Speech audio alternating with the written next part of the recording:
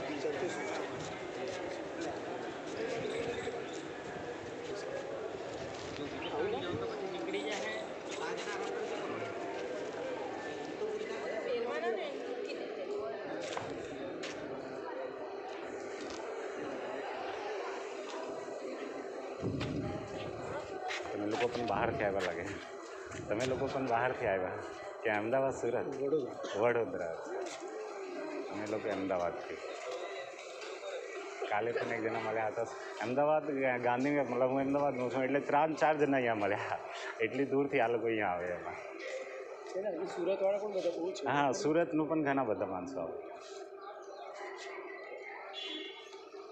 અમે પણ આવ્યા હતા શરૂઆતમાં. મને પણ ખબર નહોતી કે એટલો મોટો ધામ છે. પછી માણસો બતાવ્યા તો ખબર પડી, ઓહો અમે આવીએ છીએ, એટલી મોટો ઇતિહાસ છે એમનું ખબર નહીં આવે. તો પછી ખબર પડી. સિક્યુરિટી ગાર્ડ ને બીજા બધા બતાવ્યા ને પછી ખબર પડી કે આપણો ગોપીનાથ દાદા 30 વર્ષ અહીંયા હતા. એટલે આ સ્થાપના પણ અહીંયા ગોપીનાથ દાદા જ કર્યા છે મંદિરમાં.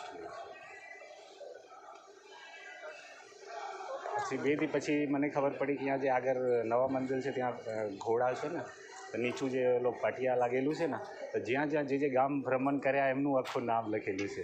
મેં કીધું નામ વાંચો છો, આ શું છે કે આ બધા ગામમાં ગયા છે દાદા એટલે નામ છે.